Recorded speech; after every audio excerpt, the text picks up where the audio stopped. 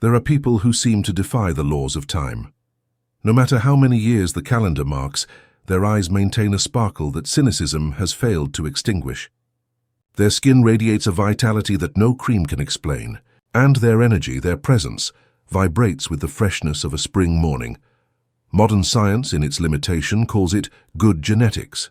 Society, luck. But ancestral traditions knew the truth. They knew that this phenomenon was not a coincidence. It was a mastery. You have been conditioned to believe in the biggest lie of all, the myth of time. You have been taught that you are a victim of chronology, that your body is a machine programmed to deteriorate year after year in an inevitable march toward decay. You have accepted that the calendar is your sentence. This audiobook is the torch that has come to burn that contract. The forbidden truth is this: it is not time that ages you. It is energetic depletion. Your body is not a machine. It is a temple, and on its altar burns a fire, your eternal flame, your vital energy, your chi or prana. Premature aging, fatigue, loss of vitality are not the result of years. They are the result of chaotic fire. They are the consequence of a life lived in spiritual inflammation, burning your vital flame with the toxic fuel of stress, anger, resentment, and fear. This audiobook is the manual of the flame keeper. It is the alchemy of renewal. It will not teach you to fight time. It will teach you to transcend it. You will learn to stop feeding the chaotic fire that consumes you and start cultivating the coherent fire that renews you. You will learn that the true source of youth is not in an external formula, but in your internal vibration. Chapter 1. The Flame Thief, the True Aging. Aging, as experienced by most of humanity, is not a natural process of maturation. It is a disease. It is an epidemic of energetic depletion, a premature loss of vitality that we have accepted as normal. The first revelation of this manual is this: premature aging is not a genetic failure. It is a theft. Day after day, an invisible force, a silent thief, enters the temple of your being and steals little by little the essence of your eternal flame. And this thief is not an external enemy. It is not the sun, it is not food, it is not the world. The thief is you. Or more precisely, it is the way you have been conditioned to burn the fuel of your life, the chaotic fire, the anatomy of depletion, your eternal flame. Your vital energy, the chi or prana, is the sacred fuel given to you at birth. It is your reserve of vitality. When this flame burns coherently, serene, stable, bright, it illuminates your life for 100 years without being consumed. It is an efficient fire. But most people do not live in this state of coherence. They live in a state of chaotic fire. They live in an internal conflagration, a spiritual inflammation. This chaotic fire is what ages you. It is the true thief. And it feeds on 3 toxic fuels: stress, resentment, and fear. The first thief, stress, the fleeing flame. The most common form of premature aging is the habit of stress. Stress is not a simple mental state. It is a physiological emergency response. It is the fight or flight program. When your mind perceives a threat, real or imagined, your body reacts as if a tiger is about to devour you. Your heart speeds up, your blood pressure spikes, your immune system is suppressed, and your body is flooded with corrosive hormones like cortisol. This is a brilliant mechanism for surviving 10 minutes of a real danger. But what happens when you live in this state of emergency chronically? What happens when the tiger is not an animal, but your email inbox, the mortgage, a difficult conversation, or simply the habit of your own mind to rehearse misfortune? What happens is that your eternal flame, designed to be a serene fire, turns into a jet engine. You are burning your vital fuel at a speed 1,000 times higher than normal. Chronic stress is the act of stepping on the accelerator of your life with the car in neutral. You are burning the engine not to get anywhere, but out of the simple habit of anxiety. The wrinkles on your face, the fatigue in your bones, the fog in your brain are not the signs of age. They are the battle scars of a nervous system that has lived in a state of perpetual war. You are aging prematurely because you are using the energy of 10 lives to live just one. The second thief, resentment, the corrosive fire. If stress is the fire that burns outward, resentment is the fire that burns inward. It is the acid that corrodes the temple. Resentment, unexpressed anger, unforgiveness are emotions of immense density and vibrational toxicity. When you hold a resentment against another person, or worse, against yourself, you are holding a burning coal in your own hand, hoping the other person will be burned. Your body, in its infinite wisdom, does not know who the object of your anger is. It only receives the vibrational signal of the attack, and like a loyal guard, it obeys. It produces an inflammatory chemistry. It tenses your muscles as if expecting a blow, and in many cases documented by psychoneuroimmunology science, the immune system, confused by this constant attack command and without a clear external enemy, turns against itself. Premature aging is often a spiritual autoimmune disease. It is the result of a being who is at war with himself, who has allowed the poison of the past to corrode the vitality of the present. Forgiveness is not a moral act. It is a biological necessity for youth. This revelation, though liberating, places you in a position of absolute responsibility. Because if the universe is a perfect echo, and the symphony of your life is dissonant and chaotic, if it is full of what you call bad luck, then you must have the courage to face the truth. The off-key note comes from you. Bad luck is not an external miasma that clings to you. It is not a dark cloud that follows you. It is not a divine punishment. Bad luck is simply a frequency. It is a state of being. It is the music that your instrument, your consciousness, has been tuned to play by default. But why? Why would an instrument designed for divinity be tuned to the note of fear, scarcity, and struggle? Would we consciously choose this dissonance? The answer is no. It is not a choice. It is a programming. And to understand it, we must travel to the deepest past, to the moment your instrument was first tuned. Your instrument, your mind-body system, was not originally designed by evolution to be happy, abundant, or to attract fortune. Those are characteristics of a higher operating system. The base software, the one you share with every creature on this planet, had a single directive, a single function: survive in the vibrational state of pure survival.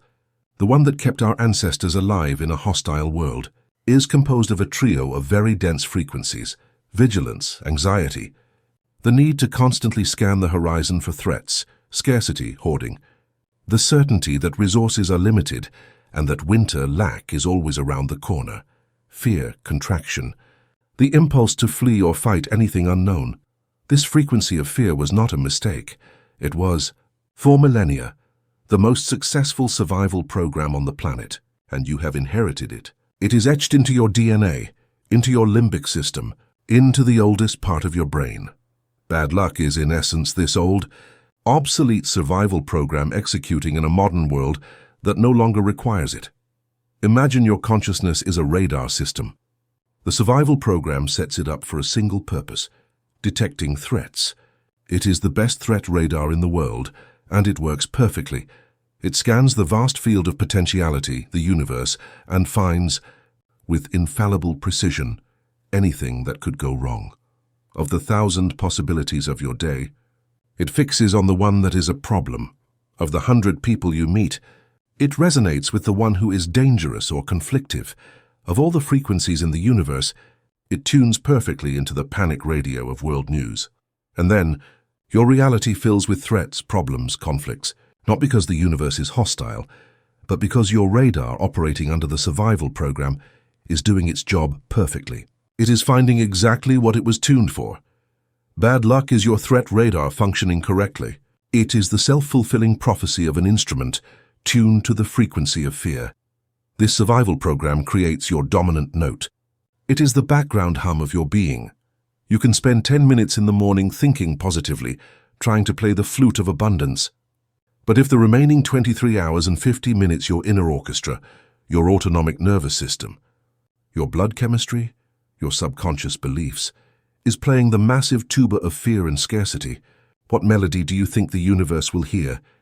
The universe does not respond to the flute solo of your conscious intention. It responds to the full symphony of your being. And your dominant note, tuned by eons of evolution for survival, has been until now that of fear. Chapter 2. The Anatomy of Bad Luck. Bad luck is not an external miasma that clings to you. It is not a dark cloud that follows you. It is not a divine punishment. Bad luck is simply a frequency. It is a state of being.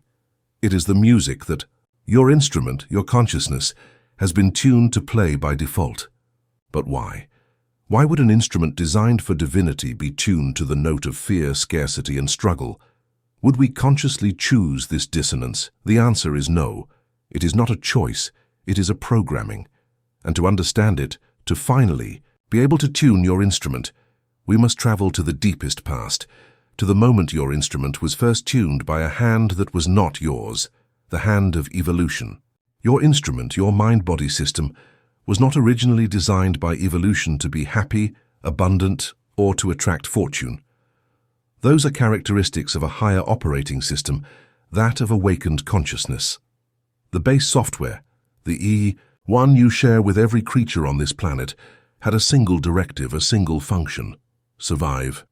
And the vibrational state of pure survival, the one that kept our ancestors alive in a hostile world for hundreds of thousands of years, is composed of a trio of very dense frequencies: vigilance, anxiety, the need to constantly scan the horizon for threats.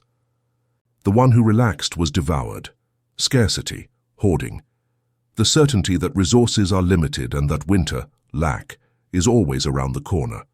The one who shared everything without reserve starved. Fear, contraction, the impulse to flee, fight, or freeze at anything unknown or different. This frequency of fear was not a mistake. It was for millennia the most successful survival program on the planet, and you have inherited it. It is etched into your DNA, into your limbic system, into the oldest part of your brain, the reptilian brain. Bad luck is, in essence, this old, obsolete survival program executing in a modern world that no longer requires it.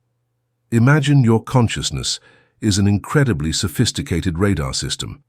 The survival program, your base software, sets it up for a single purpose: detecting threats. It is the best threat radar in the world, and it works perfectly. It scans the vast field of potentiality, the universe, and finds with infallible precision anything that could go wrong.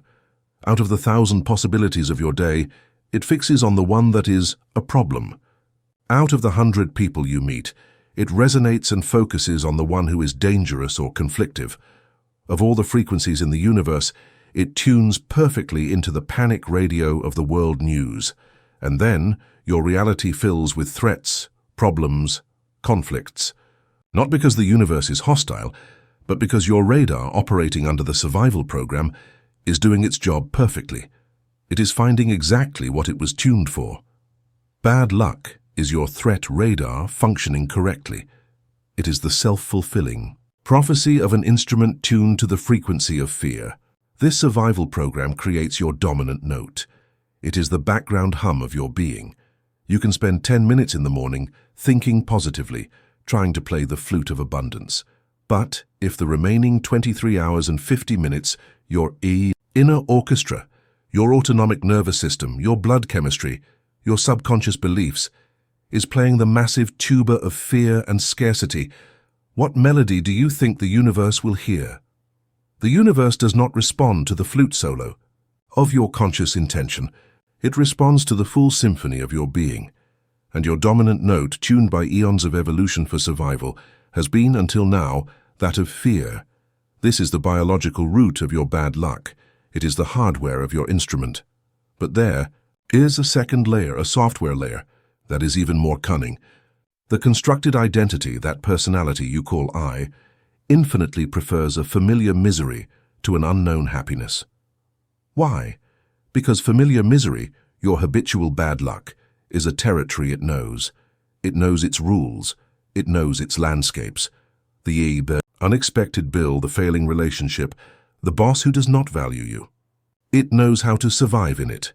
Good luck, true abundance, effortless love, peace, is new territory. It is an unmapped ocean. It is potential chaos. And for the personal mind, the ego, whose main function is to protect you through the known, that chaos is terrifying. And so you have developed a habit of dissonance. You have become addicted, not to the pain but to the familiarity of the frequency of fear. The neurochemical addiction. This habit is not only psychological, it is physiological. It is an addiction. When you live in a chronic state of worry and scarcity, Your body becomes addicted to the chemistry of that state. Your system gets used to functioning with a constant drip of cortisol and adrenaline. Your cells literally develop more receptors for these stress hormones. You have become a low-grade addict to your own survival chemistry. And then what happens when life offers you a moment of calm, of peace, of good luck? Peace, calm, the frequency of fortune. Feel strange. They feel boring. Many people, when they finally experience a moment of true peace, feel uncomfortable, anxious. What am I forgetting? Why is everything so quiet? Something bad must be about to happen. Their system, addicted to the storm, does not know how to navigate the calm, and so, unconsciously, they look for a way to create a new drama, a new problem, a new worry, just to be able to return to the normal and familiar frequency of struggle. They self-sabotage not out of weakness, but out of physiological addiction. But the deepest trap, the one that seals the prison door, is that of identity. Over time, by dint of repeating this off-key music, you have stopped having bad luck and have started being the one who has bad luck. It has become your story. It is the song you sing about yourself in your mind and to others. This always happens to me. I am the one who always struggles. I've never been lucky in love. It's my destiny to be poor. And this story, this sad song, gives you something. It gives you an identity. It gives you an excuse. It gives you the sympathy of others. It gives you a reason not to take the terrifying risk of your own power. Your bad luck has become the central pillar of your personality, and if you let it go, if you suddenly became a lucky person, who would you be? This fear of the unknown, this fear of losing the identity, even if it is an identity of suffering, is the main reason why your instrument resists tuning. Imagine a sailor who has spent his entire life navigating the world's most stormy seas. His entire identity is that of the storm survivor. One morning his ship drifts into an unknown bay. The sea is a glass mirror. The sky is a perfect blue. He has arrived, without seeking it, at the frequency of fortune. Anyone would think he would feel relief. But he feels a dreadful panic. In the calm, he doesn't know who he is. His identity as a fighter makes no sense. The silence of peace is more terrifying to him than the roar of the storm. His body, addicted to the adrenaline, feels uncomfortable and anxious in this serenity. And so, that same afternoon, the sailor unfurls his torn sails and, with a familiar relief, steers his ship back toward the dark clouds on the horizon. He returns to bad luck, because in that storm, at least, he knows who he is. You are that sailor. And your bad luck is that familiar storm that you keep returning to out of habit and identity. The anatomy of bad luck has been revealed. You have completed the diagnosis of your off-key instrument. You know it is not a punishment, but a dissonance. And this dissonance has two deep roots: the biological root, an obsolete survival program tuned to the frequency of fear and scarcity inherited from eons of evolution; the psychological root, a habit of identity that has become addicted to the familiarity of that frequency of struggle. Chapter 3. The Chaotic Fire, Spiritual Inflammation. To understand this mechanism, we must first demolish the greatest lie of modern medicine, the illusion that your mind and body are separate. You have been conditioned to believe that your body is a biological machine, a vehicle of flesh and blood that you have, and that your mind is the ghost driver living inside it. But the forbidden truth is that there is no separation. There is no driver and vehicle. There is a single entity. Your body is not something you have. It is the physical expression of your consciousness. It is your mind made visible. It is the vibration of your soul solidified into matter. Every thought you have is not a silent private event. It is a biochemical command. The instant a thought of fear crosses your mind, your brain translates it into a chemical cocktail of cortisol and adrenaline that floods every cell of your body. Every feeling you harbor is not an abstraction. It is a physiological event. The sensation of love opens your blood vessels. The sensation of anger contracts them. Your body is the most honest mirror you possess. It does not reflect what you want to be. It reflects with impeccable precision what you are on a vibrational and chemical level, moment by moment. Your eternal flame, your pure vital energy, is a coherent fire. In its natural state, it is like the flame of a candle, serene, stable, silent, bright. It is incredibly efficient. It is designed to burn with a constant calm for 100 years, illuminating your being without consuming the temple. But most people do not live in this state of coherence. They live in a state of chaotic fire. The chaotic fire is what ancient traditions called dissonance, and what modern medicine calls chronic stress or inflammation. It is an uncontrolled blaze. It is noisy, erratic, devouring. It is the sound of an engine accelerating in neutral. It burns your vital fuel at a speed 1,000 times higher than normal, not to create, not to advance, but out of the simple habit of panic. This chaotic fire is the true thief of your youth. It is not time that ages you. It is the speed at which you burn your flame. And you have been living your life like a bonfire in the middle of a hurricane. How is this chaotic fire lit? It is lit every time your mind, conditioned by the echo of the past, perceives a threat. And here lies the tragedy. Your primitive nervous system does not distinguish between a real threat, a tiger about to devour you, and a perceived threat, an unexpected bill, an email from your boss, a memory of an old wound, traffic, to your body. Everything is a tiger, and every time you perceive that tiger, your body obeys. It enters fight or flight mode. It floods your system with stress hormones. This mechanism is brilliant for a 5-minute emergency. But when it becomes your chronic state of being, it becomes a slow-motion suicide, because the main directive of the survival mode is simple. All energy must go to the muscles to fight or flee. All long-term projects must be cancelled. And what is the most important long-term project of your body? Regeneration. Living in chronic stress is giving your body the constant, unshakable command to do not repair yourself. Do not regenerate. Do not heal. Do not build new cells. Just survive now. Your body, in its perfect obedience, begins to cannibalize its own resources. It diverts energy from your immune system, your digestion, and crucially, the delicate process of cellular repair. This chronic state of emergency is spiritual inflammation, and it translates directly into physical inflammation. It is a real fire. At the cellular level, oxidative stress.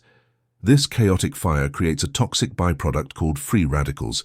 They are unstable molecules like sparks jumping from the bonfire. And these sparks fly through your system, burning and damaging everything they touch. The membranes of your cells, your proteins, and most importantly, your own DNA. This is not a metaphor. It is the true cause of the wrinkle, the spot on the skin, the organ that fails. It is the visible physical depletion of mental fire.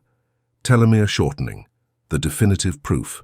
At the end of each strand of your DNA is a small protective cap, like the plastic tip of a shoelace. It is called a telomere. Every time a cell divides, the telomere shortens a bit. When it becomes too short, the cell can no longer divide. It ages and dies. The length of your telomeres is your true biological clock. And what accelerates the shortening of telomeres more than anything else? Chronic stress. Science has shown without a doubt that people living in states of fear and anxiety have shorter telomeres. Their chaotic fire is literally burning the laces of their own life. The paradox of addiction, why we cannot turn off the fire. The chaotic fire of our consciousness, that state of stress, fear and resentment, translates into real physical inflammation. We have seen how this toxic fire generates oxidative stress and literally burns the telomeres of our DNA, accelerating the biological clock and stealing our youth. The evidence is irrefutable. The cause of premature aging is this uncontrolled internal fire. But this revelation, though scientifically solid, leaves us at an even deeper, darker threshold. If this fire is so painful, if this state of emergency is so corrosive and is literally killing us, why can't we turn it off? Why, if we hate stress, do we wake up and the first thing we do is look for a reason to stress? Why have we become addicted to the very bonfire that consumes us? The answer is one of the most tragic paradoxes of the human condition. We cannot put out the fire because, on some fundamental level, we have convinced ourselves that we are the fire. We have confused the eternal flame, our serene, coherent self with the chaotic fire, our anxious, reactive personality. And we have become addicted not to the pain, but to the identity that that pain provides us. The identity of struggle, your personality, That constructed identity you call I was forged in the echo of the past, chapter 2. It was taught that life is a struggle, that value is measured by effort, and that survival is the main goal. In this paradigm, peace is useless. Calm is laziness. Serenity is invisible. Your identity needs problems to feel real. It needs to put out fires to feel heroic. The chaotic fire of stress, drama, and worry has become the justification for your existence. Who would you be without your problems? What would you talk about if it weren't for your struggles? How would you feel productive if you weren't stressed? Most people are more afraid of the silence of peace than the noise of their problems, because in that silence, the identity based on struggle does not know who it is. The chaotic fire, though painful, is familiar, and the human mind will always choose a familiar misery over an unknown happiness. The biochemical addiction. This identity habit is not just psychological, it is profoundly physiological. Your body, by living for decades in the chaotic fire, has become chemically addicted to its own stress cocktail. It has grown used to functioning with a constant drip of cortisol and adrenaline. Peace, coherence, the state of the eternal flame, feels uncomfortable. It feels boring. It feels like withdrawal. Many people, when they finally have a moment of true peace, a day without problems, do not feel relief. They feel anxiety. What am I forgetting? What's going to go wrong? This calm can't last. Their system, addicted to adrenaline, panics in the silence. And so unconsciously, they look for the next tiger. They create a new drama, start a fight, worry about a future bill. They do whatever it takes to turn the chaotic fire back on and get their familiar chemical fix.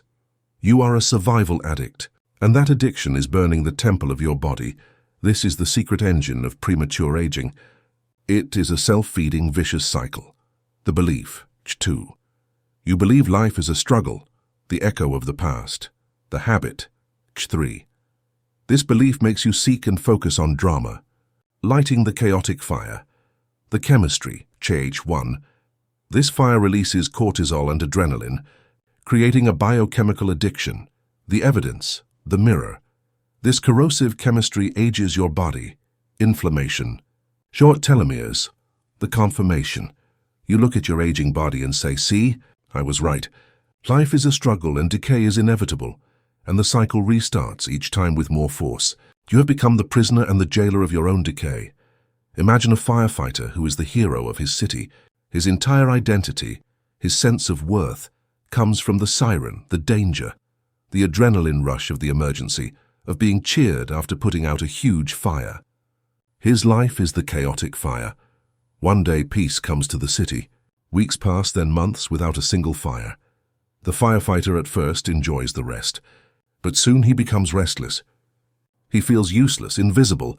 His hero identity is dying.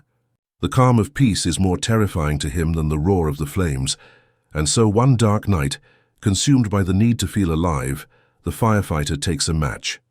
And in a forgotten corner of the city, he lights a small fire. He does not do it out of malice. He does it to be the hero again. He does it to feel the rush of the emergency again. He is an arsonist addicted to the very crisis he claims to fight. You are that arsonist firefighter.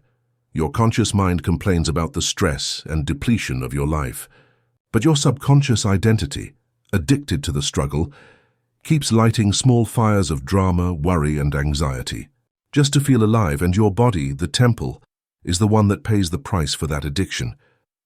Chapter 4. The divine breath, the fuel of the flame. To transform the chaotic fire into the coherent and eternal flame, you cannot fight it.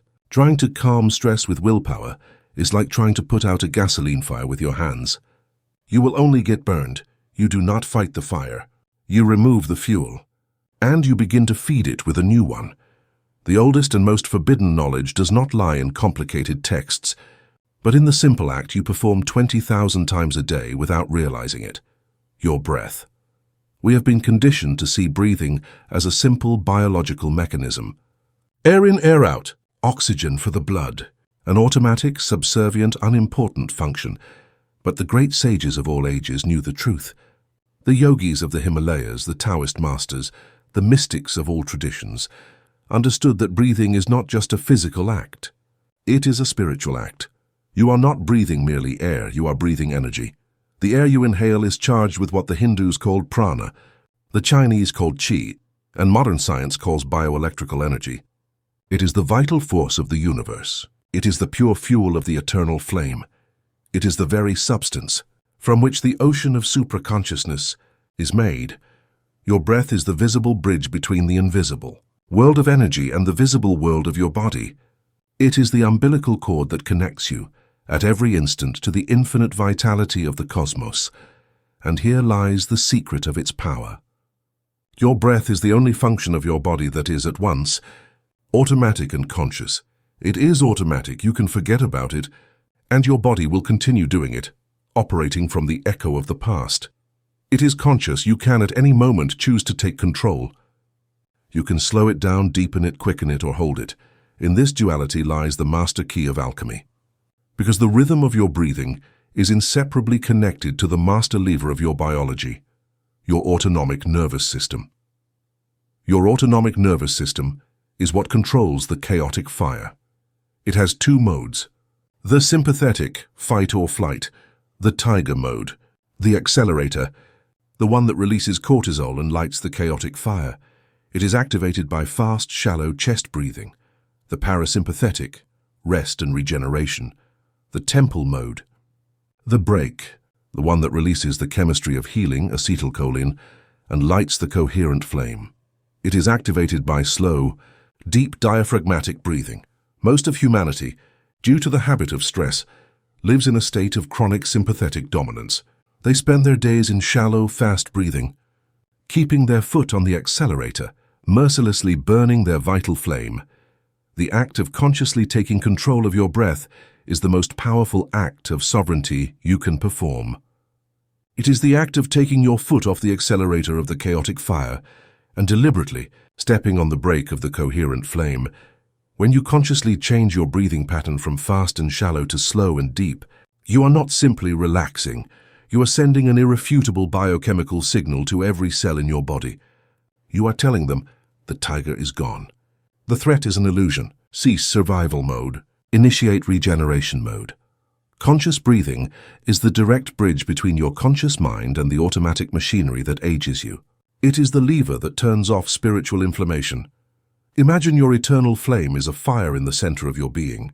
The chaotic fire of stress and anger is like using broken, frantic bellows. It blows erratic gusts of air, sending sparks everywhere, free radicals, consuming the wood, your vitality, at an alarming rate and leaving a pile of toxic ash, inflammation. The divine breath. Conscious breathing is the art of using master bellows. It does not blow violently. It blows with a slow, constant, and deep rhythm. This rhythmic breath does not scatter the embers. It concentrates them. It transforms the chaotic blaze into a blue plasma flame, a fire that burns at a very high temperature, but without smoke, without sparks, and consuming fuel with perfect efficiency. That blue fire is the coherent flame of youth. It does not consume. It transmutes. It does not age. It regenerates. Most people have been conditioned to fear silence. They see it as a void, as boredom, as the absence of life, and so they fill every moment of their lives with incessant noise. External noise, music, television, conversations, and above all internal noise, worry, planning, judgment. This incessant mental noise is the hurricane that keeps your chaotic fire alive. It is the wind that stirs the embers of your stress and scatters the sparks of your anxious thoughts throughout your system, preventing the coherent flame from establishing itself. You cannot heal in the middle of noise. You cannot rejuvenate in the middle of chaos. Cellular regeneration is a sacred act that only occurs in stillness. Meditation. Redefined, the practice of meditation, therefore, is not what you have been told it is. It is not an exercise to calm the mind. The mind cannot be calmed by force. That is again the arrogance of the ego trying to control the fire. Meditation, in its true alchemical essence, is not an act of doing. It is an act of stopping doing. It is not an act of fighting the chaotic fire. It is the act of stopping feeding it. Every time you sit in silence and, instead of following the worry train, you simply observe it, you have stopped putting wood on the fire. Every time you allow a thought of resentment to pass without identifying with it, you have stopped blowing on the ember of hatred. Silence is not a void. It is the alchemical crucible. It is the sacred container that allows you to remove the toxic fuel, your reactive thoughts, and create the space for the divine breath, your conscious breathing, to do its work. And here, at the union of these two forces, the miracle of renewal occurs. When you combine conscious and rhythmic breathing, the coherent fire, with the silence of observation, the crucible, your biological system enters a state of perfect coherence. Your heart rhythm becomes smooth and sinusoidal. Your brain waves shift from chaotic beta, stress, to harmonic alpha, creative relaxation. Your heart and brain begin to vibrate in perfect sync, like two instruments playing the same note. In this state of coherence, the chemistry of your body is transformed. Cortisol production plummets. The parasympathetic nervous system takes over, and now the body receives a new command, the most powerful of all. The command is no longer survive, the command is repair. The immune system reactivates, seeking out and cleaning damaged cells. Blood flow is optimized, carrying nutrients to the skin and organs. And crucially, as science has shown, this state of deep coherence can activate the telomerase enzyme, the only known enzyme capable of repairing and lengthening telomeres, those biological clocks at the end of your DNA. You are not stopping time. You are doing something much more powerful. You are reversing the depletion. You are drinking directly from the fountain of youth. And that fountain is not in a mythical place. It is in the silence between two of your breaths. Imagine that the chaotic fire of your stressed mind is like the sunlight on a cloudy day. It is a diffuse, weak, scattered light. It has energy, but it lacks the power of transformation. It is the energy of aging. Conscious breathing and the silence of meditation are like taking a perfect magnifying glass. You take all that diffuse and scattered light of your consciousness and, through rhythmic breathing and the silence of observation, you focus it on a single point of coherent power. The result is not a weak light. It is a laser beam. It is a point of white-hot plasma, a fire that no longer consumes but transmutes. That coherent flame, that focused fire of your own consciousness, is the eternal flame. It is the divine breath in action. It is the power of regeneration. It is the tool with which you turn off spiritual inflammation and command your body to remember its original blueprint of perfection. The divine breath has been revealed to you. You have learned that breathing is not a simple biological act, but the fuel for your flame. You have seen that conscious breathing is the lever that turns off the chaotic fire of stress. And you have understood that the silence of meditation is the crucible that contains and focuses this power, allowing your system to enter the sacred state of regeneration. Chapter 5. The Water of Life. Vibrational Nutrition. Modern science in its mechanistic view has reduced the act of eating to a simple mathematical equation. Calories. It has taught you to see your body as a combustion engine and food as gasoline. It has taught you to analyze proteins, carbohydrates, and fats to see your plate as a set of machine parts. This is the same limited vision that told you aging was inevitable. It is a vision that only sees the ash and ignores the fire. The truth is, you are not a machine. You are a living temple, and food is not a simple calorie. Food is information. Food is vibration. Food, in its purest essence, is solidified sunlight. The ancient saying, "You are what you eat," is not a metaphor. It is a literal metaphysical law. Every bite you take is an act of alchemy. You are taking a portion of the outside world and turning it into the substance of your inner world. You are literally building the walls of your temple with the materials you choose. And here lies the question that defines your youth or your decay.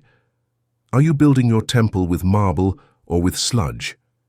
Are you feeding your eternal flame with pure fuel or with toxic garbage? The vibrational anatomy of food. For the initiate in the metaphysics of life, there are no good foods or bad foods.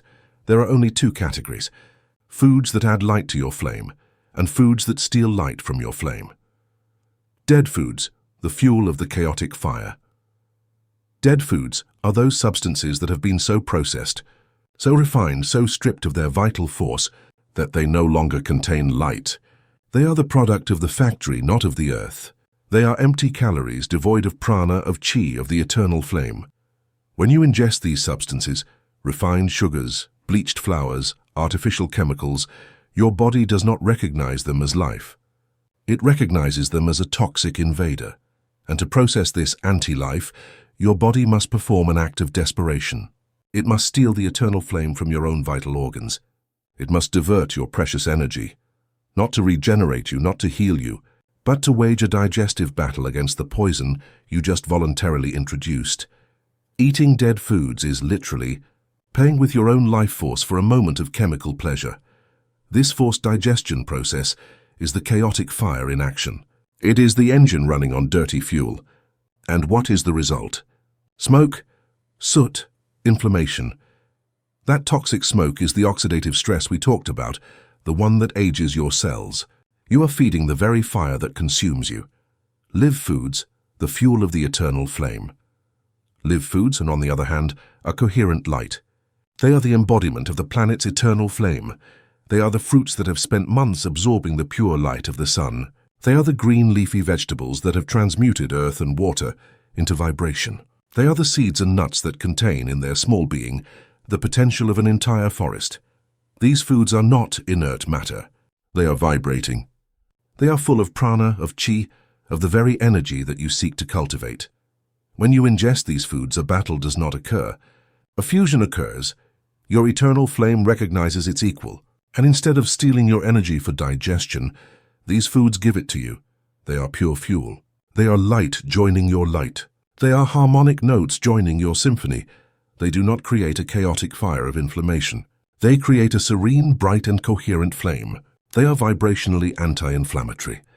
Imagine your body is a magnificent temple, and on its central altar burns your eternal flame.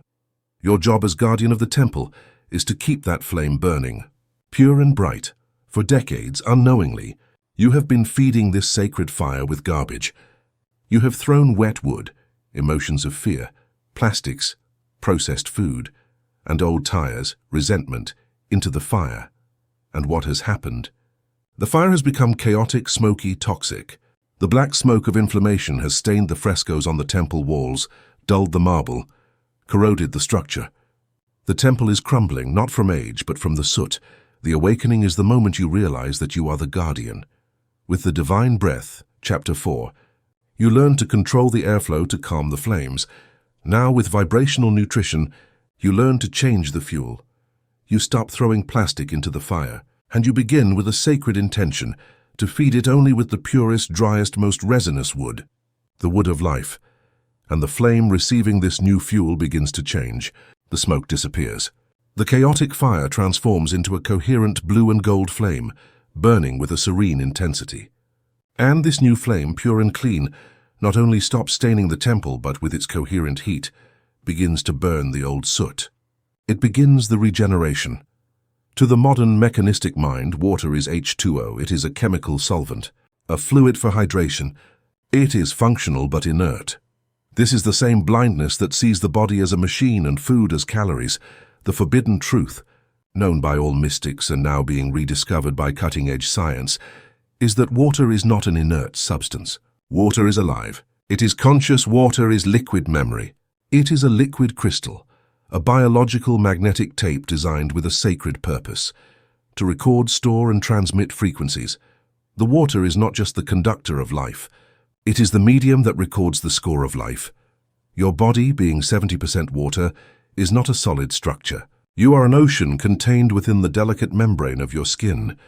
And this water, this inner ocean, is listening.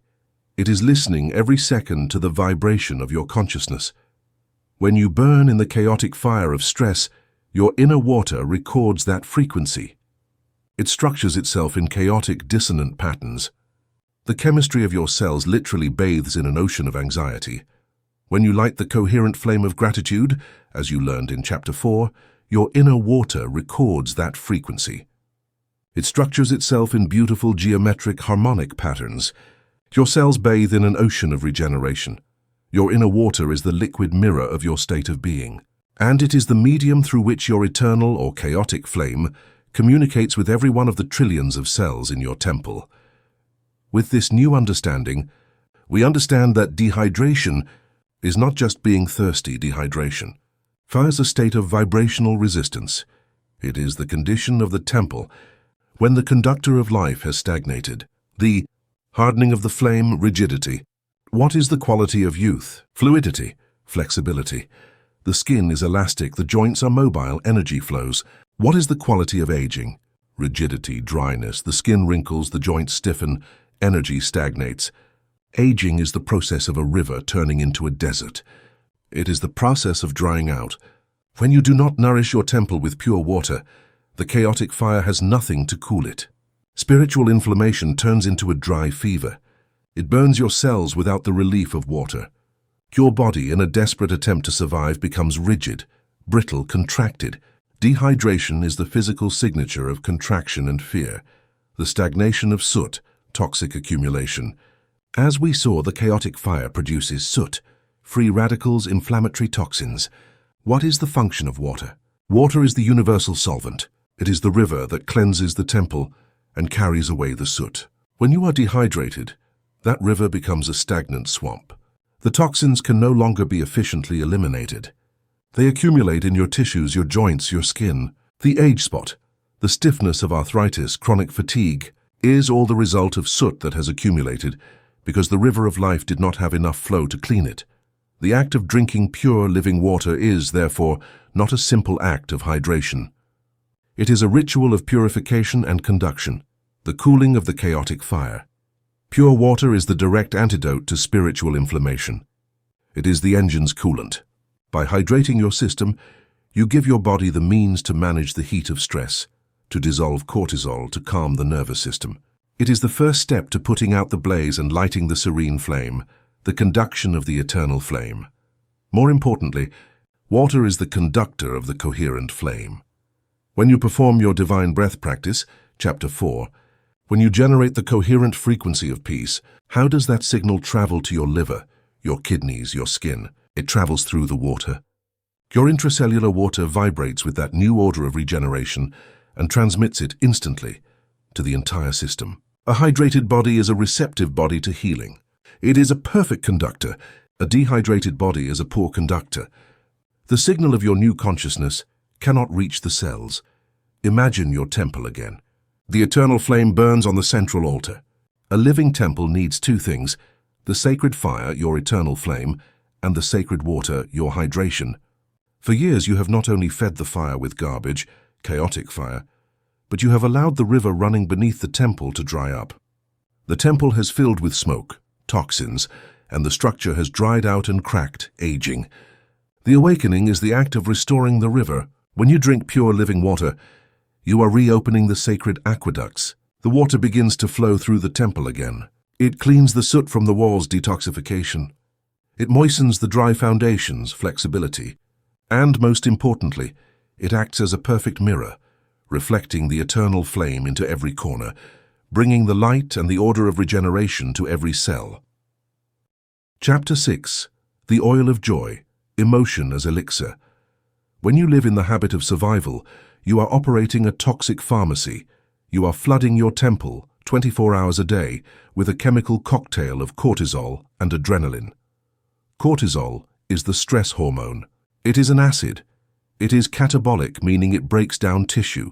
It suppresses your immune system, halts digestion, and screams at your cells to stop repairing. It is the chemical agent of accelerated aging. Adrenaline is the panic hormone. It is the high-octane fuel that prepares you to flee the tiger, but which, sustained over time, burns your engine from the inside. This is the fuel of the chaotic fire. It is the dirty, soot-filled oil that ages the machine, but your body is a temple of duality. If you possess an internal pharmacy capable of creating the most potent poisons, you also possess one, equally powerful, capable of creating the most miraculous elixirs. Elevated emotions, love, compassion, joy, gratitude, are not simply pleasant feelings. They are the act of opening the other pharmacy. They are the biochemical command that halts poison production and begins the distillation of the elixir.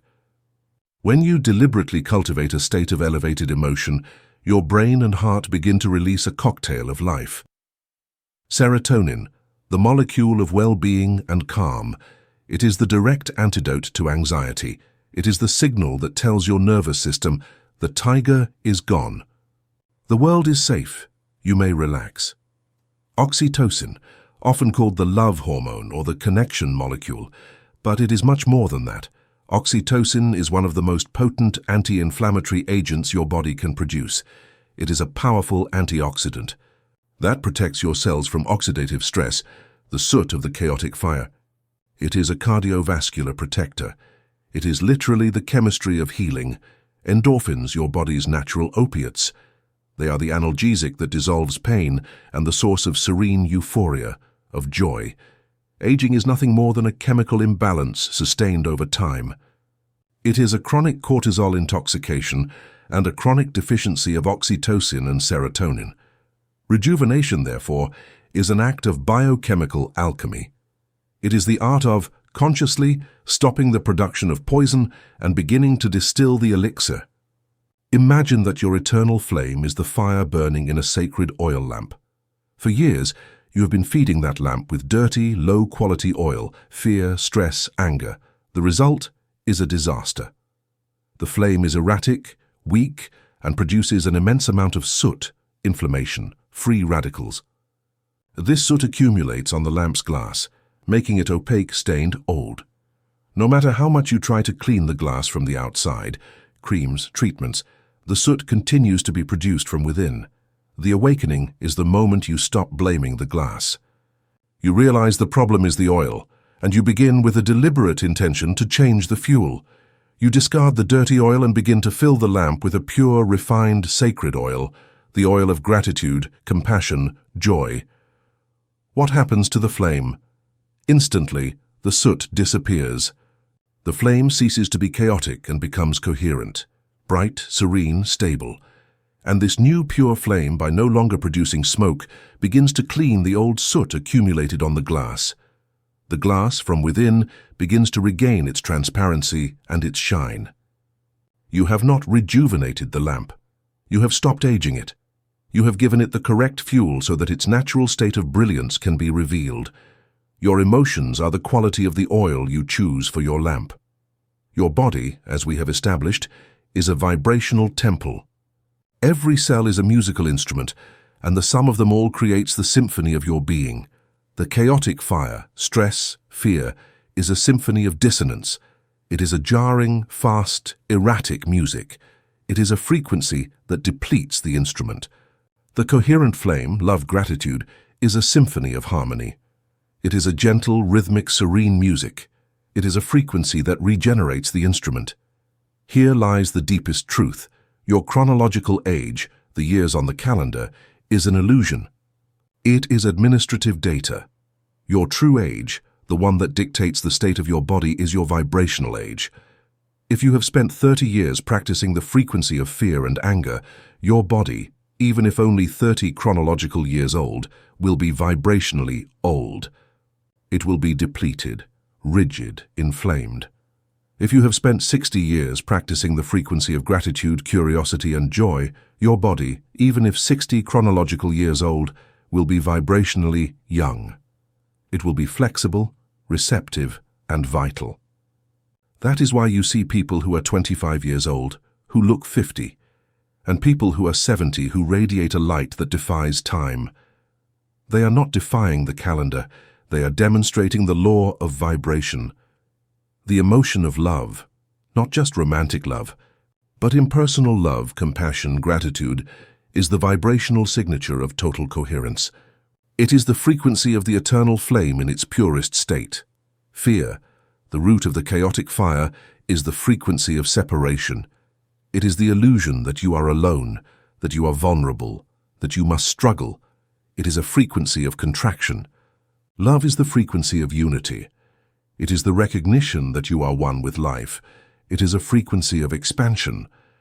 Aging, at its spiritual root, is the result of a life lived on the frequency of contraction. It is the physical body obeying the command to close off, that protect itself, harden against a hostile world. Eternal youth is the result of a life lived on the frequency of expansion. It is the physical body obeying the command to open up, receive, flow. Gratitude, joy, compassion are the different facets of love, and love is the vibrational antidote to fear.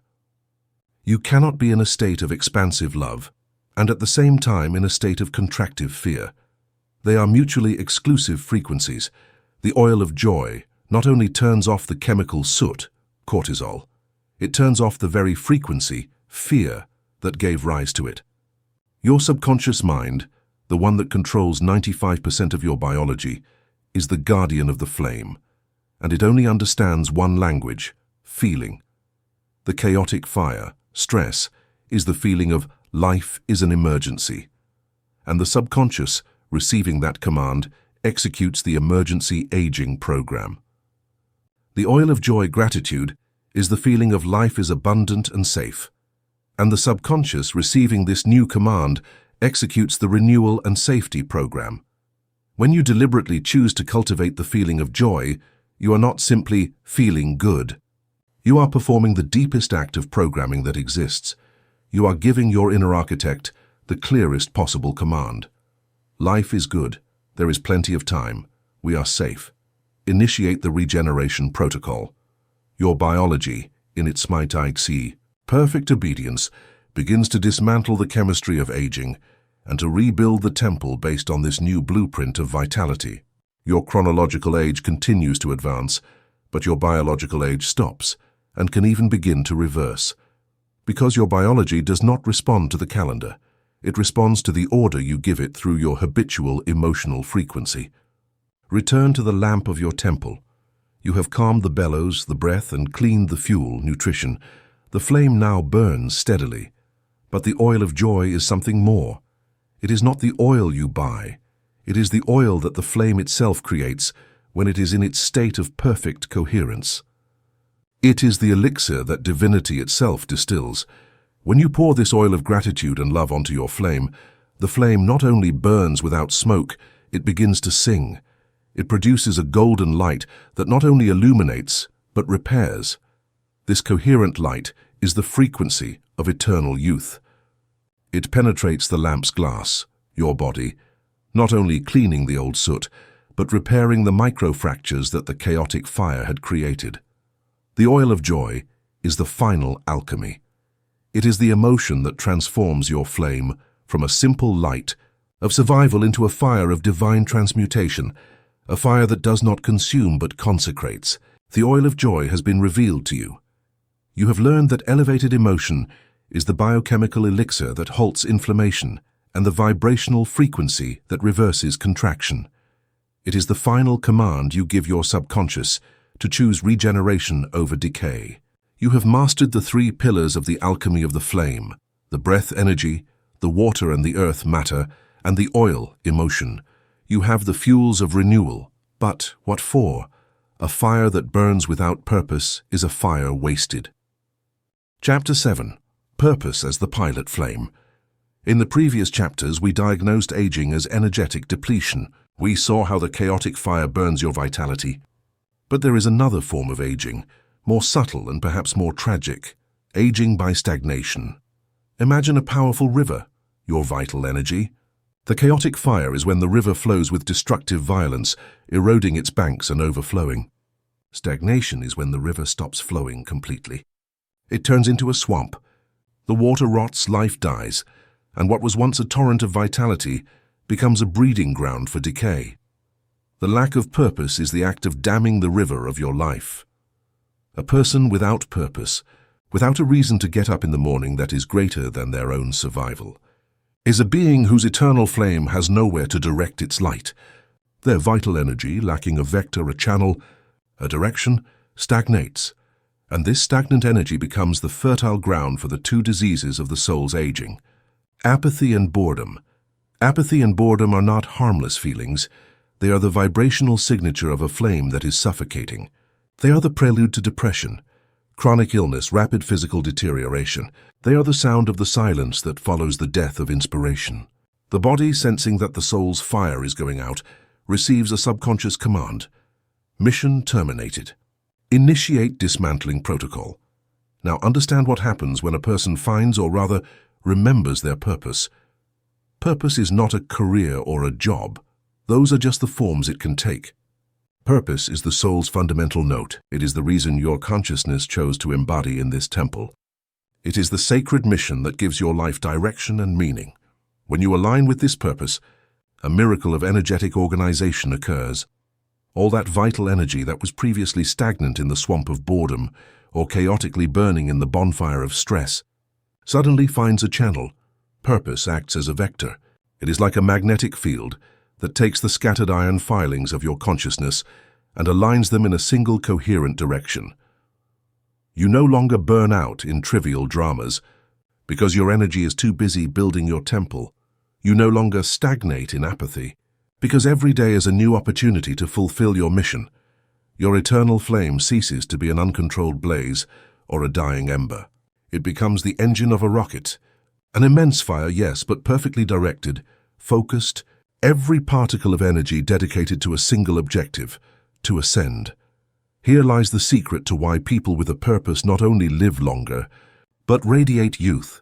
A person aligned with their mission becomes, to a large extent, immune to the flame thieves that we diagnosed in Chapter 1. Do you remember the arsonist firefighter, Chapter 3? Addicted to the chaotic fire of stress because it gave him a false sense of identity. A person with a purpose no longer needs that drug.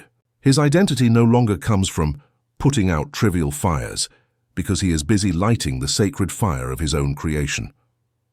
Stress becomes irrelevant. The small anxieties of daily life, traffic, email lose their power over you. They are like small waves breaking against an immense cliff. Your focus is on the ocean, not the foam. Resentment dissolves. You do not have time for the poison of resentment because you are too busy drinking from the elixir of your passion. Your energy is too valuable to waste on the past. Purpose is not something you do. It is a state of being that protects you. It is the vibrational shield that keeps you focused on your coherent flame, making the world's chaotic fire simply seem boring and irrelevant to you. Imagine your eternal flame as the main burner of a large oven. You have learned to control the air, breath, to purify the fuel, nutrition, and to consecrate it with oil, emotion. But when you turn off the oven, the main flame extinguishes, and every time you want to light it again, it requires great effort, a new match, a new beginning. Purpose is the pilot flame. It is that small, serene, and eternal blue flame that never goes out, even when you sleep, even when you rest, even in your moments of doubt. The pilot flame of your purpose continues to burn in the background of your being. Its constant presence ensures that, no matter how strong the winds of chaos are, the main flame never completely extinguishes. You always have an ignition point to return to. A life without purpose is a life of constantly turning the fire on and off, an exhausting cycle of inspiration and despair. A life with purpose is a life where the eternal flame, guided by the pilot flame, burns with a serene, timeless, and unquenchable constancy. Aging, as we have diagnosed it, is the result of depletion. It is the chaotic fire burning your vital flame, and this chaotic fire feeds on one thing: your time-traveling mind. The human mind, when unanchored, rarely dwells in the present. It is a compulsive time machine, oscillating ceaselessly between two realms of illusion that are the fuel of all chaotic fire. The past, the realm of resentment. Your mind travels to the past to relive old wounds, to savor regrets, to blame, to judge. Every time you do this, you are not remembering. You are relighting the chaotic fire of resentment and anger, Chapter 1, flooding your body now with the same toxic chemistry that aged you yesterday. You are feeding your flame with ashes. The future, the realm of anxiety. Your mind jumps to the future to rehearse misfortune. It worries about the bill, the meeting, what could go wrong. Every time you do this, you are not planning. You are activating survival mode. You are lighting the chaotic fire of stress, Chapter 3. Burning your vitality now for a threat that does not even exist. Your eternal flame is being consumed by the ghosts of the past and the mirages of the future. This psychological time is the true cause of depletion. What does purpose do? Purpose is the sacred anchor that stops this destructive journey. When you are truly aligned with your purpose, when you are immersed in your mission, your consciousness is forcibly withdrawn from the illusory realms of the past and future, and is anchored with total intensity in the only place where life and power exist, the eternal present. This is the state known as flow. It is the state of the artist so lost in his canvas that the world disappears. It is the state of the scientist so absorbed in his equation that he forgets to eat. It is the state of the mystic so immersed in communion that time ceases to exist. And here lies the biochemical secret of eternal youth. The state of flow is the state of total coherence. It is the antithesis of the chaotic fire. When you are in flow, your brain and your heart are in perfect sync. Your nervous system is in regeneration mode. There is no cortisol. There is no adrenaline. There is no inflammation. Your eternal flame ceases to be an uncontrolled blaze and turns into that blue plasma laser, efficient and powerful. Living with purpose is the art of cultivating the state of flow as your habitual state of being. And by doing so, you are literally stopping the biological clock. It is not that you look younger. It is that you stop aging at the world's pace, because you have stopped burning the fuel of psychological time. You have entered the timelessness of the now. Imagine a sculptor facing a block of marble. One day he works without purpose. His mind is in the chaotic fire. While striking the chisel, his mind is in the past, and the last statue I made was a failure. And in the future, what will the critics say? Will it sell? His hand trembles. His breathing is shallow. His blows are erratic, some too hard, others too weak.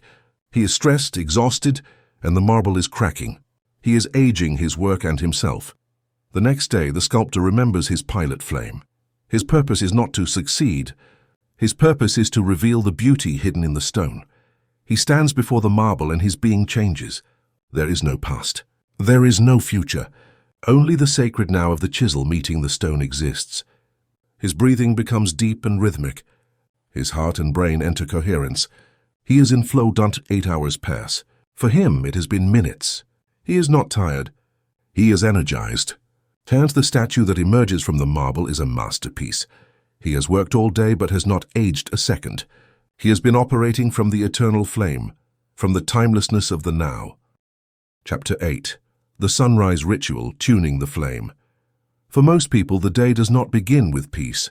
It begins with a jarring alarm, an act of sonic violence that pulls the body out of its state of regeneration, sleep, and throws it directly into survival mode, stress.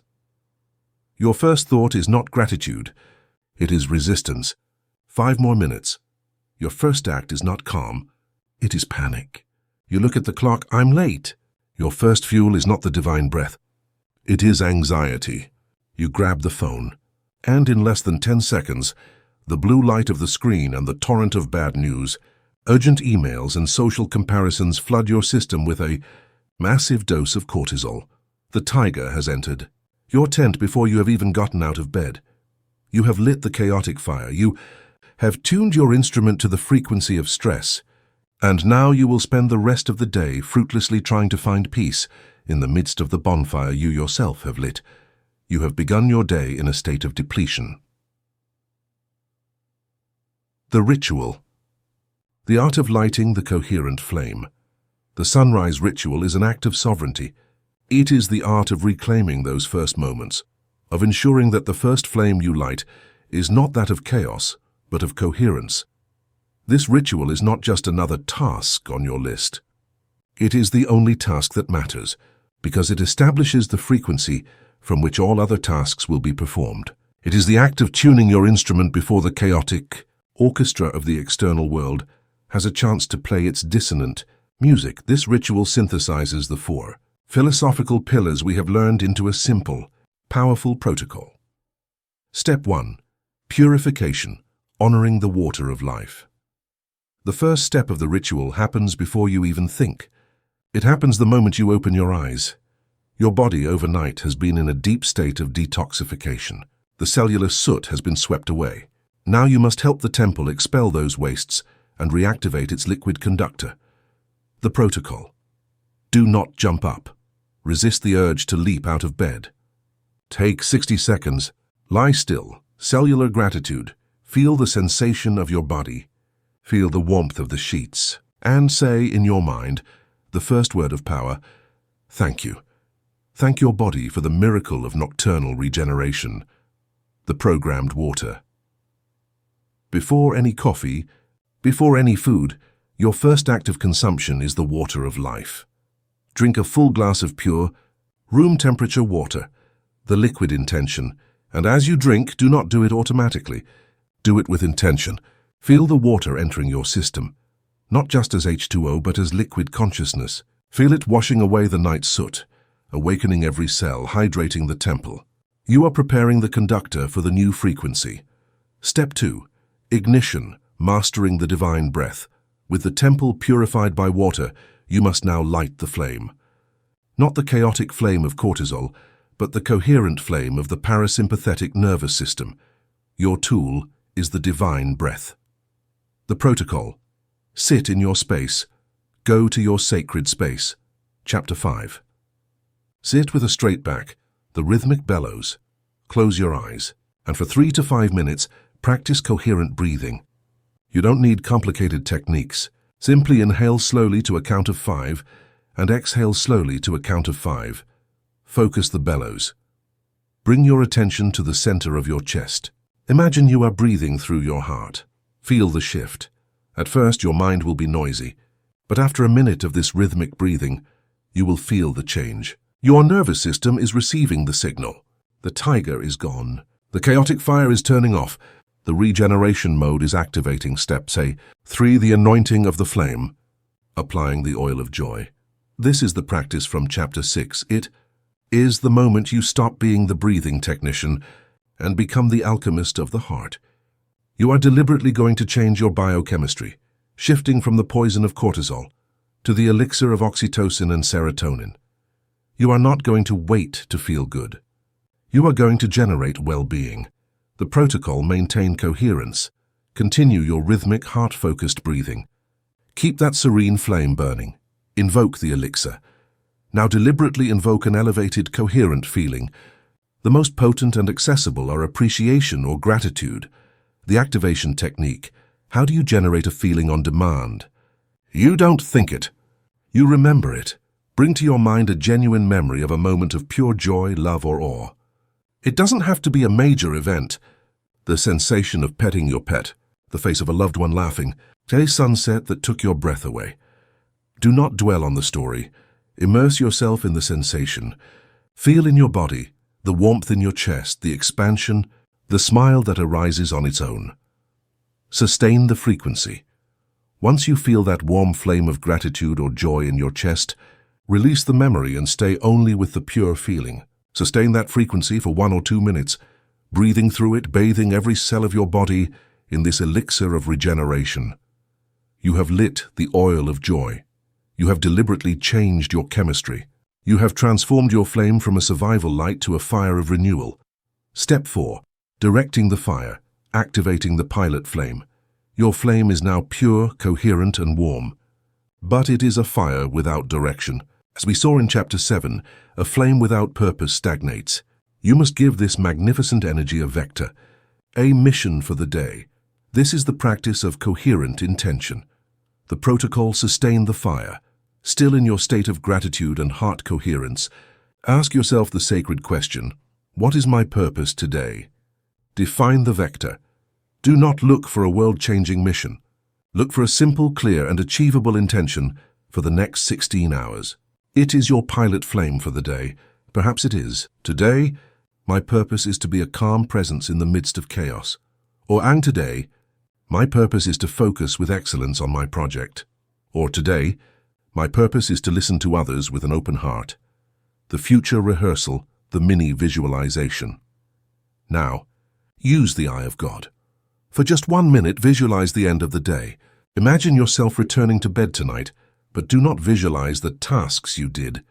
Visualize the feeling of having fulfilled your purpose. Feel the satisfaction of a day lived with. Feel the pride of a job done with excellence. Feel the connection of having truly listened. This act of rehearsing, the feeling of future success, is the master blueprint you deliver to your subconscious. Step 5. The seal of the temple, the embodiment. The ritual is complete. You have purified with water, ignited with breath, anointed with emotion, and directed with purpose. Now you must seal the ritual and carry this flame into the world. The protocol, the last breath. Take one final deep breath, feeling all this coherent energy, the calm, the gratitude, the purpose, vibrating in your chest like an inner sun, the silent decree. As you exhale, pronounce your silent decree. your command to the universe and your body. May this flame guide me today. It is done. Open your eyes, the bridge. Open your eyes slowly, but do not get up from the meditation. Do not disconnect. The goal is to maintain this state. Get up from your chair being the flame. Walk into your day being the calm, being the gratitude, being the purpose. The sunrise ritual is complete. You have used the first 15 minutes of your day, not to react to the chaos of the echo of the past, but to deliberately create the frequency of the eternal flame. You have turned off the chaotic fire of aging and have lit the coherent flame of renewal. Chapter 9. The Shield of Light, Energetic Protection and Cleansing. The world is a sea of frequencies, and for the most part, it is a sea of chaotic fire. The moment you turn on your phone, you connect to the collective panic of the news. The moment you enter traffic, you immerse yourself in an ocean of frustration. The moment you arrive at the office, you encounter the anxiety of your colleagues, the complaint, the drama. Your eternal flame, no matter how pure, is sensitive. You are an empathic being, a being of resonance. Your nervous system is designed to tune in to its environment. It is a tribal survival mechanism. If the tribe feels fear, you feel fear. The problem is that your system does not distinguish between the real threat of an ancient tribe and the perceived threat of your boss's anxiety. You leave your house vibrating in calm. But after 10 minutes in a stress-filled meeting, your heart starts to race. Your shoulders tense up. Your breathing becomes shallow. What has happened? You have been vibrationally hijacked. The chaotic frequency of your environment, by the law of resonance, has detuned your instrument. The external chaotic fire has reignited your own internal chaotic fire. And the aging process, cellular depletion, the drip of cortisol, has begun again. Your morning renewal ritual has been sabotaged, not by an internal failure, but by a lack of protection, the illusion of armor, the failure of resistance. What is the usual response to this problem? Resistance. To protect ourselves from the world's negativity, we build a wall. We become cynical, indifferent, cold. We close ourselves off emotionally. I don't care. It doesn't affect me. We build a stone armor around our flame so that the wind of the world cannot touch it. But this is the most tragic trap of all. The armor of resistance, cynicism, indifference. What frequency is it made of? It is made of fear. It is a vibration of contraction. It is in itself a form of chaotic fire. By trying to protect yourself from stress by building a wall, you have locked yourself in a cell of stress. The armor you build to protect your flame is actually suffocating it. It is depriving it of the oxygen of connection, joy, and life. The rigidity of your protection ages you just as quickly as the negativity you are trying to flee. The true alchemy, protection as radiation spiritual awakening, teaches you a radically different truth. True protection is not an armor you put on. It is a light you radiate. You do not protect yourself from the world. You protect the world from your own dissonance. The allegory of the lighthouse in the storm. Imagine a lighthouse on the coast. In the middle of the darkest, most violent storm, the waves, the world's negativity, hit its base with immense fury. The wind, complaint, roars around it. The darkness, fear, is absolute. What does the lighthouse do? Does it build a wall around itself so the waves don't touch it? No, it is anchored to the rock. Does it try to shout at the wind to shut up? No. Does it try to fight the darkness? No. The lighthouse does none of that. The lighthouse does not resist. The lighthouse simply is. In the middle of the most chaotic storm, in the midst of the deepest darkness, the lighthouse, with a sovereign calm, does the only thing it was created for.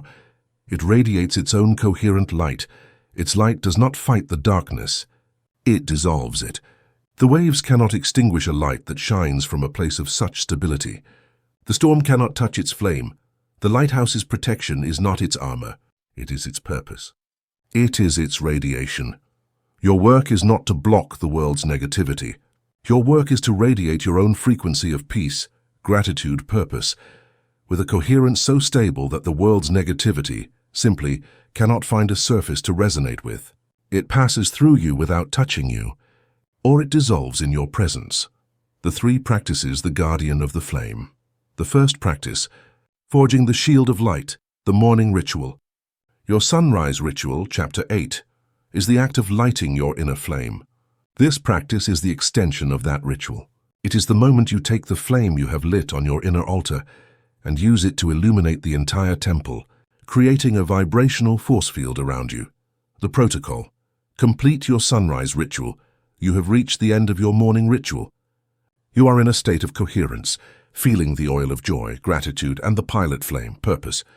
Your inner flame burns with a bright, serene light. Expand the flame, now use your imagination. Visualize this coherent flame in your heart, not as a small fire, but as an inner sun. Radiate the light. With each exhale, imagine this sun radiating its golden or white light outward in all directions. Feel this light filling your chest first, then your shoulders and arms, your abdomen, your legs, until your entire body is vibrating with this coherent light. You are a being of luminous fire. Form the shield. Continue radiating this light beyond the boundaries of your skin. Visualize it creating a sphere or egg of light that completely surrounds you, an arm's length away in all directions. This is your shield. Define the frequency, the coherence command, and here is the crucial step. This is not a stone wall. It is an intelligent filter. While holding the image of your shield, give it this command, this intention. This is my coherent shield of light. It is a divine filter. Only the frequencies of love, peace, inspiration, and abundance may enter. Any frequency of chaotic fire, fear, anger, judgment, complaint that touches this shield is instantly neutralized and returned to the earth as pure energy. I am sealed in my own frequency of vitality. I am safe. You have forged your lighthouse. You have wrapped yourself in your own coherent frequency. Now you can open your eyes and walk into the world, not with armor but with an atmosphere. The second practice, cleansing the temple, the night ritual. Throughout the day, you have walked as a lighthouse, but the world is intense. The chaotic fire has struck your walls, and even though your shield has protected you, some of the day's vibrational soot, the stress of a meeting, a friend's sadness, traffic frustration, may have adhered to your energy field. The wise guardian of the flame not only lights the fire, he also cleans the lamp's glass every night, so that the next day's light can shine with pristine clarity. Your nightly practice is the energetic shower. Consecrate the space. Before sleeping, withdraw to your sacred space or even your physical shower. Invoke the alchemical water. Close your eyes. Breathe deeply.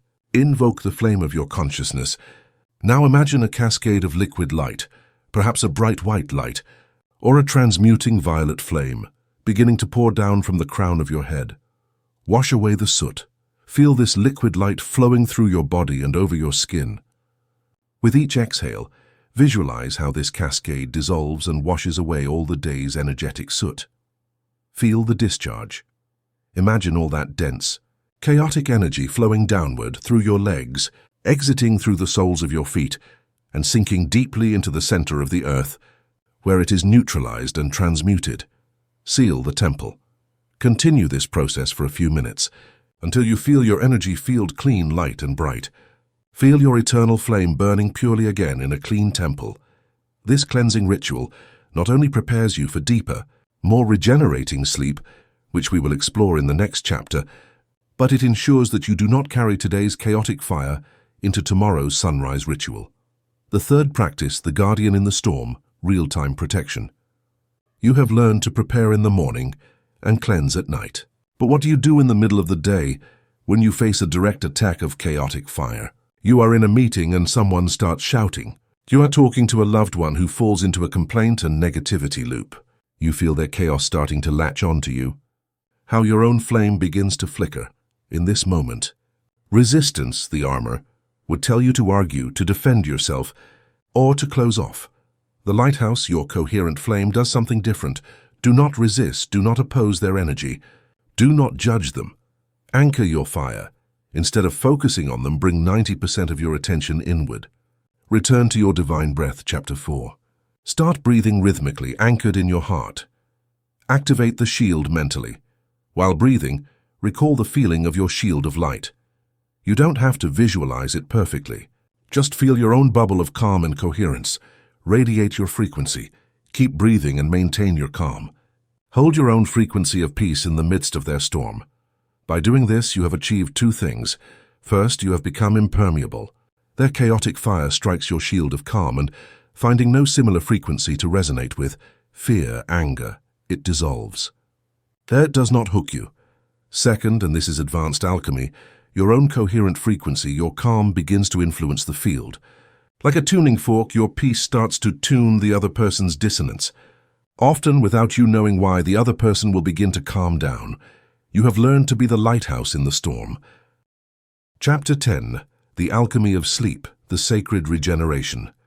Most people treat sleep as a shutdown, a switch that cuts the current of consciousness.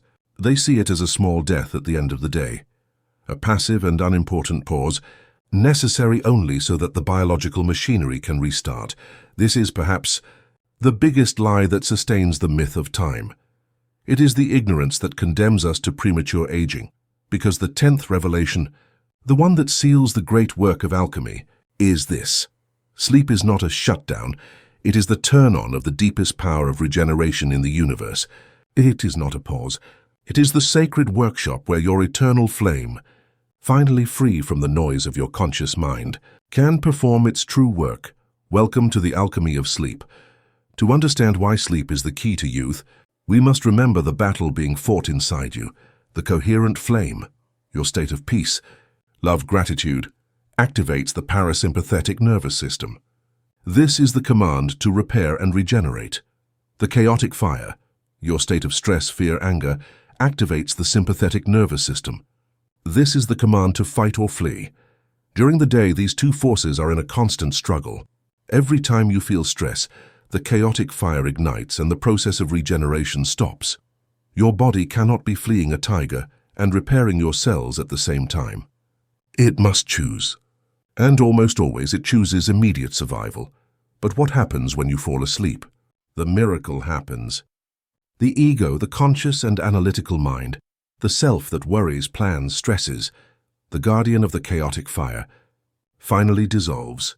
Sleep is the only moment of the day when the arsonist firefighter abandons the temple. And in that stillness, in that absence of the ego, your nervous system finally has permission to activate the mode of total regeneration. The coherent flame takes command.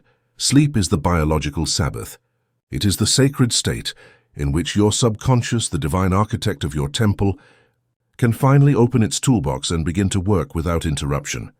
If this is true, if sleep is such a perfect regeneration workshop, why do so many people sleep 8 hours and wake up feeling exhausted, anxious, and older?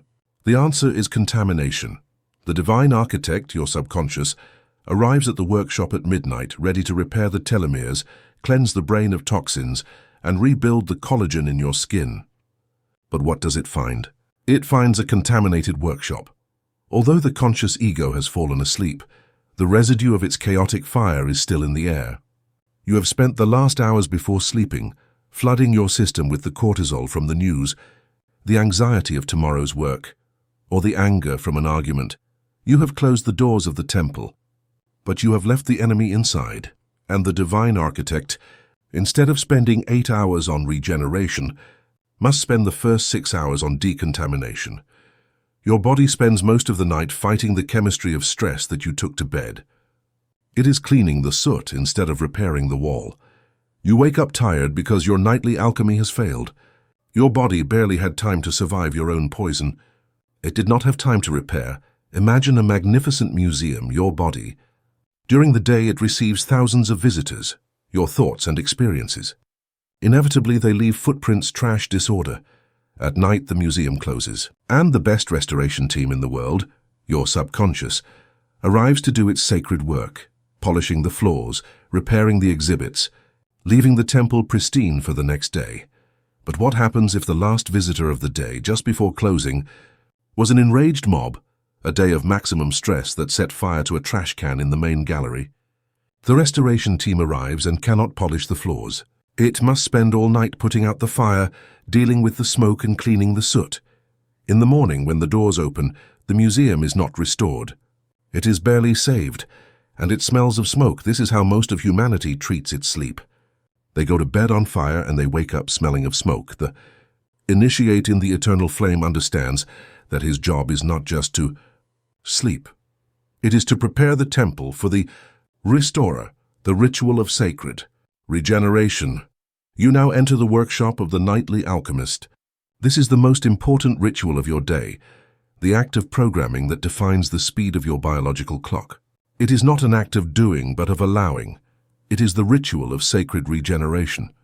This ritual has 3 phases: the purification of the temple, the imprinting of the master blueprint, and the seal of silence. Phase 1. The purification of the temple, the energetic shower. The first step is not to carry the day's soot into the sacred workshop. As you learned in Chapter 9, your shield of light protects you, but the stress of the world leaves a residue. You must cleanse this residue before you can program regeneration.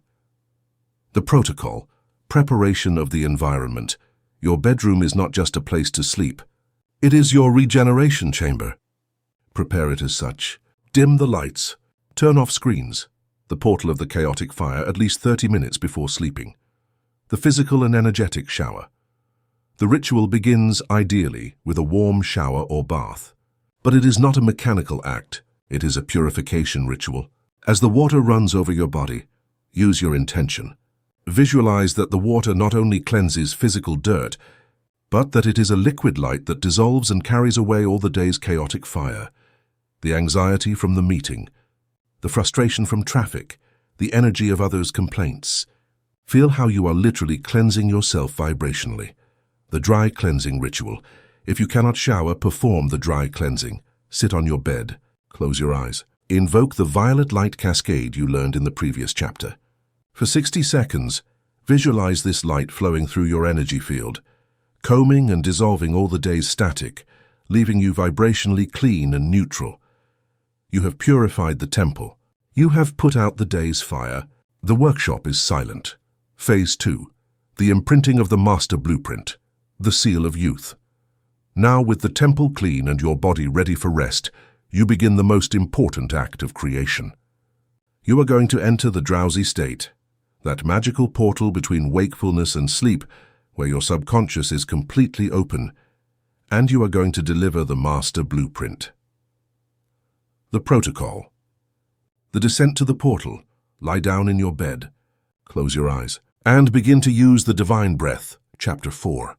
Breathe slowly and rhythmically, focusing on your heart. Feel your body becoming heavy, how the logical mind begins to dissolve. You are entering the theta state, the creation of the blueprint, the subconscious lullaby. Now you invoke your intention. What is the blueprint? It is not "I don't want to age," that is a negation. The blueprint is eternal vitality, perfect regeneration. Choose a simple image or sensation that represents this state for you. The image.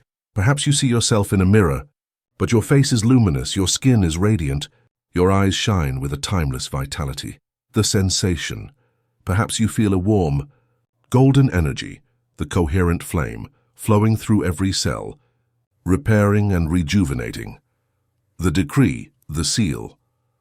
Or the simplest and most potent method, you choose a single short phrase that encapsulates the feeling, "My body regenerates perfectly," or simply, "Vitality and peace." The rhythmic loop. Do not force the image. Do not shout the decree. This is the workshop of silence. Whisper the intention. With a gentle intention, live the scene. Feel the vitality, and then release it. And repeat it. Feel the vitality, and release. Feel the vitality, and release. It is a lullaby. It is the oil of joy, Chapter 6, rocking you. You are lulling your subconscious with the new truth. Phase 3. The seal of silence. The delivery to the architect. You continue this rhythmic loop. And at some point, without realizing it, in the middle of the sensation of vitality and peace, you will cross the threshold. You will fall asleep. This is the seal of silence. It is the moment when you, the flame keeper, have delivered the master blueprint and the pure fuel to the divine architect of your temple, your subconscious, and now your job is done. Its job begins. During the next 8 hours, that architect, armed with a clear blueprint of regeneration and a temple clean of chaotic fire, will perform its masterpiece. Instead of spending the night fighting cortisol, it will use that energy to direct the flow of human growth hormone, repairing tissues, activate telomerase to protect and lengthen your biological clocks, cleanse toxic proteins from your brain. Rebuild the collagen in your skin. You are deliberately using the third of your life you spend sleeping. not as a pause, but as the most intensive alchemical rejuvenation session that exists.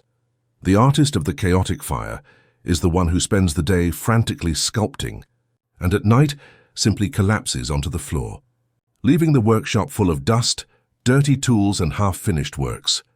He wakes up in the middle of chaos, already tired, but you have learned to be the artist of the eternal flame. In the morning, you tune your instruments, sunrise ritual. During the day, you protect your masterpiece from the world's dust, shield of light. And at night, before leaving, you meticulously clean every tool, cover your sculpture with a cloth, and leave a clear note for the nightly restoration team, indicating exactly what it must do before dawn, sacred regeneration. The result is a cycle of coherent creation, where depletion does not exist, and regeneration is the norm. The alchemy of sleep has been revealed to you. You have completed the manual. You have been initiated into the secrets of the eternal flame. But here, in the final silence of this knowledge, lies the ultimate revelation. The goal of this journey was not for you to become the guardian of the flame. The goal was for you to remember that you are the flame. A guardian still lives in duality. He fears the wind. He strives to protect. He is still separate from the fire he guards. A flame simply burns. When you embody this knowledge, you stop practicing youth. The techniques dissolve because they have become your state of being.